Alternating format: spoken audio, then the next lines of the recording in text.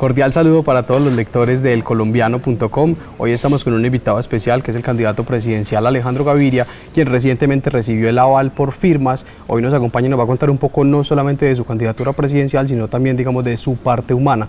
Bienvenido, Alejandro, al Colombiano. Gracias, Alejandro, por la invitación. Inicialmente, gracias por venir. Inicialmente quería, digamos, preguntarle a Alejandro qué lo conecta con esta ciudad. En algunos espacios usted ha dicho que se siente paisa, aunque no nació en Medellín, pero sin duda tiene una historia familiar muy, digamos, allegada a esta ciudad. Yo no nací en Medellín, pero soy paisa, Alejandro. No nací en Medellín por la casualidad. Mi papá y mi mamá se habían ido a estudiar a Santiago de Chile, allí nací, pero yo aquí crecí. Estudié en el Instituto Jorge Robledo, estudié aquí en mi universidad, aquí vive mi familia, aquí viven mis afectos, aquí están todos mis recuerdos, aquí está mi vida. En el fondo uno es lo que son sus primeros 20 años de vida y eso es todo lo que pasé aquí en Medellín. Entonces, yo soy paisa, eso es lo que yo soy de alguna manera. Es una identidad arraigada de alguna forma. Excelente. Usted viene, Alejandro, para poner en contexto a nuestros lectores, de ser el rector de la Universidad de los Andes, una de las universidades, digamos, más importantes del país, y en la academia, sin duda, pues es uno de los escenarios democráticos más importantes, digamos, para la construcción social. ¿Por qué dar ese salto de una rectoría de una universidad tan importante a buscar la presidencia de la República ahorita en las elecciones de mayo? Antes de ser rector de la Universidad de los Andes, yo fui también decano de la Facultad de Economía. Y mi vida ha transcurrido, Alejandro, en las políticas públicas, en el análisis de la sociedad. Fui también columnista por 8 años, señalando las diferentes dimensiones de nuestra vida pública. Fui ministro de Salud 6 años, o sea, tenía también de alguna manera una conexión con lo público. Me gusta la política seria y creo que en este momento difícil para nuestro país, lo que yo represento, esto es la llegada del mundo de las ideas y del conocimiento al mundo político, es importante. Yo me tocaba dar muchos discursos de grado y en esos discursos mencioné muchas veces, Alejandro, una frase, y la cito de memoria, es decir, nadie nunca se ha arrepentido de haber sido valiente. Este paso era difícil, entrar a la vida política en este momento es difícil, pero yo creo que era una responsabilidad que yo tenía con el país. Dada mi trayectoria vital, dada lo que yo creo que era mi responsabilidad, lo que tenía que hacer. No me concibo yo de estar hoy en día de nuevo en la rectoría de la Universidad de los Andes, habiendo sido beneficiario de esta confianza pública, opinando sobre las pensiones, la reforma tributaria, la situación del país, lo que está pasando con el narcotráfico, simplemente desde allá, habiendo tenido la oportunidad de participar. Yo creo que era una obligación que yo tenía ante mi país y ante lo que había sido mi vida y lo que yo quiero representar. Haciendo, digamos, un poquito de pedagogía electoral, cuéntenos, Alejandro, ¿dónde está su candidatura hoy? Digamos, en el tan llamado centro, la coalición de la esperanza y, digamos, su aval por firmas. ¿Cómo está, digamos, políticamente su candidatura hoy para que los lectores conozcan? La candidatura tuvo en la segunda semana del mes de diciembre un hito. Y es cuando se entregan las firmas a la registraduría, 1 millón largo de firmas. Hace exactamente 2 semanas la registraduría avala las firmas. Entonces la candidatura hoy tiene un piso jurídico, o sea, ya no es una precandidatura, yo ya no soy precandidato presidencial, soy candidato presidencial en este momento.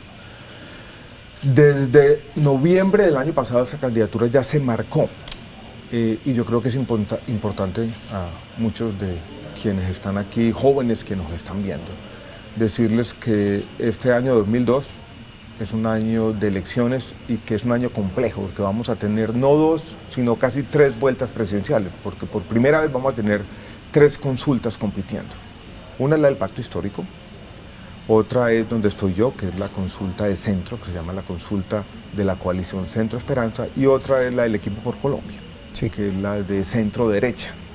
Yo estoy en la de la mitad, en la consulta de la coalición Centro Esperanza, que está en el centro del espectro político. Ese hecho de votar ese día va a ser complejo, porque si alguien quiere votar por mí tiene que pedir el tarjetón de esa consulta de la coalición Centro Esperanza. Esa primera vuelta va a ser el 13 de marzo, el día de las elecciones legislativas. El 13 de marzo, coincidiendo con las elecciones de Cámara y Senado. Okay. Ese día, entonces, digamos, los electores van a recibir alguna de esas 3 tarjetas de Ese día no las van a recibir, ese día ellos tienen que acercarse al puesto de votación, casi que haber definido en qué consulta quieren participar y decir, pero yo quiero votar por Senado, por Cámara y en este caso quiero votar por la consulta de la coalición Centro Esperanza. Okay. Es complejo, Alejo. Sí, sí. Es complejo porque usted básicamente tiene que decidir de antemano dónde quiere, en qué consulta quiere estar y el nombre es difícil incluso, consulta de la coalición Centro Esperanza. Y posteriormente ya el 29 de mayo estaremos en la primera vuelta presidencial. Tenemos la primera vuelta presidencial que yo como la veo, entre 4 o 5 candidatos, ya va a ser más fácil de entender, ya tenemos un solo tarjetón, ya es la elección a la que estamos acostumbrados. Volviendo un poco al tema de Medellín, Alejandro, ya que usted me dice que se siente paisa y siente esta tierra como suya, no me y sin siento, duda soy, que es paisa y que digamos sí, sin no, duda... aquí crecí, la verdad. Y incluso no muy lejos de aquí, no muy lejos de aquí. Y es la tierra de su familia. De la Bocatala. ¿Qué tanto siente usted, digamos, Medellín? ¿Qué tanto le importa y cómo ve que está la ciudad de Medellín actualmente? Mucho, mucho. Yo hablo con mi hermano Pascual todos los domingos por la noche. Sí. 45 minutos de llamada y ahí pues me entero de todo lo que está ocurriendo en Medellín, hablo permanentemente con mi mamá, sigo lo que está ocurriendo en Medellín, estoy enterado de sus vicisitudes, soy hincha de Nacional, sigo lo que pasa con el fútbol también. Qué bien. Me interesa la ciudad, me interesa porque yo tuve una separación de Medellín que fue abrupta, Alejandro, que fue compleja y que marcó la segunda parte de mi vida.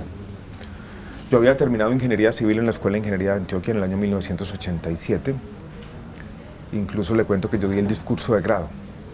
Siempre he sido un poco anarquista. Discurso de grado ahí quejándose de que mi formación como ingeniero le había faltado un pedazo. La parte humanista, que fue la que traté de buscar después cuando dejé Medellín. Empecé a trabajar en Construcciones Suramericana. Fue el primer puesto que tuve en el año 1988. No me amañé, no me gustó mucho, no tenía mucho que hacer. Y con los primeros sueldos me compré un Renault 4 rojo y viniendo de la casa de mi novia de entonces, que quedaba por la 4ª Brigada, al frente de Camacol, se me atravesó un taxi, un Dodge Polara, recuerdo. Era el año 1989. Medellín entonces ya era la ciudad más violenta del mundo. Sí. Se bajan 2 personas, me dicen que les entrega las llaves del carro y en algún momento me dicen súbase otra vez al carro. Y yo recorro la comuna noroccidental de Medellín por 1 hora, 1 hora y cuarto, mientras una persona me da cachazos en la cabeza, quien va manejando el carro le dice matalo de una vez, matalo. Eso me generó un estrés postraumático y yo terminé en el año 1990 yéndome a vivir a Bogotá. Y ahí, sin pensarlo mucho, decidí estudiar economía y ya me volví economista y mi vida fue cambiando. Y fue difícil eso, ¿no? Fue difícil eso. Yo después seguí viniendo a Medellín y ya mi papá estuvo aquí, seguí teniendo muchas relaciones. Pero fue como ese estrés postraumático después de esto que yo dije, no, tengo que buscar nuevos rumbos, ¿no? La vida es así, después yo me voy a hacer mi doctorado en el año 1994 y tengo que escribir, dijéramos, un primer capítulo de mi tesis de doctorado. Sobre lo escribí, sobre eso, sobre la violencia homicida, sobre la transformación de mi ciudad, que era una ciudad tranquila, cívica, en la ciudad más violenta del mundo. Entonces sí, tuve eso, ¿no? esa dificultad, por decirlo de alguna manera. Y a la fecha, digamos, hoy vemos una situación en la que el narcotráfico, digamos, como en esa época ya no está, pero en términos políticos hay una situación novedosa en la ciudad y es que la ciudad se prepara para un proceso de revocatoria del alcalde de Medellín. Vemos que de cierta forma hay algunas crisis en instituciones. ¿Cómo está usted enterado de este tema? ¿Está al tanto? Bastante, ¿Le interesa? Estaba al tanto. ¿Y cómo ve la ciudad? ¿Qué opina de la ciudad en ese sentido? Veo a la ciudad que está en una crisis profunda. La ciudad está confundida.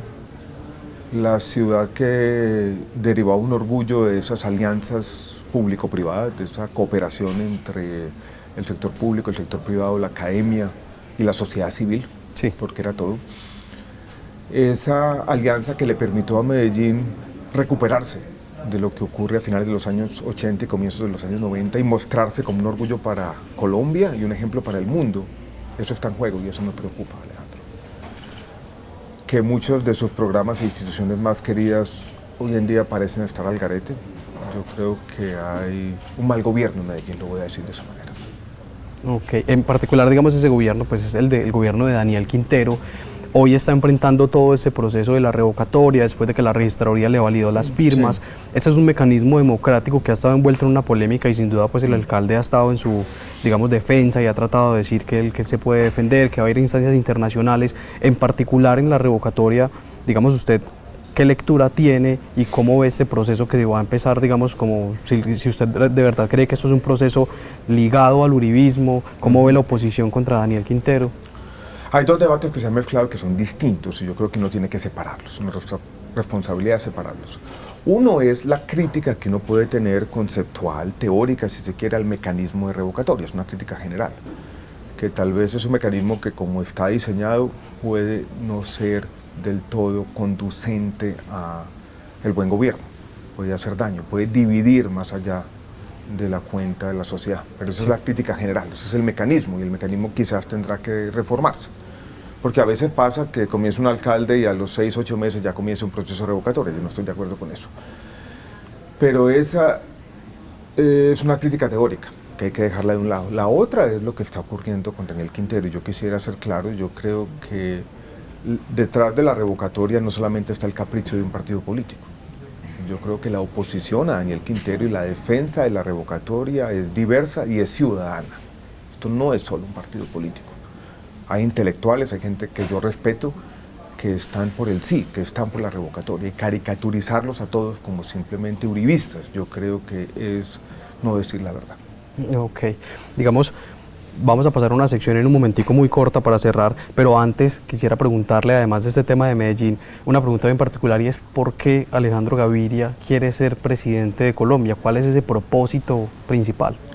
El propósito principal es, Alejandro Tocayo, que en medio de la crisis más profunda de nuestro país, yo creo que uno necesita un líder político que conjugue al menos 4 características. La una es la capacidad de unir y buscar entre todos un propósito colectivo y una visión compartida del país.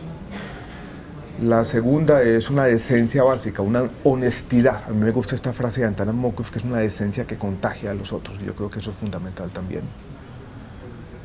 La tercera es el conocimiento del país, de sus políticas públicas, de sus programas, de la estructura del Estado, a lo que yo le he dedicado 25 años de vida. Y la cuarta, que me parece fundamental, que yo la demostré como ministro de Salud, es el coraje y la valentía para enfrentar poderes paralizantes, monopolios. Yo enfrenté las compañías farmacéuticas como no lo ha hecho ningún ministro de Salud, no solamente en Colombia, sino en América Latina. O sea, un liderazgo que una, un liderazgo que moralice la política, un liderazgo que tenga el conocimiento del Estado y que no sea demagógico, y un liderazgo que tenga ese coraje y esa valentía para enfrentar algunas estructuras de poder que son hoy un impedimento para el cambio social. Yo creo que yo represento eso, y por eso, Alejandro, quiero ser presidente de Colombia.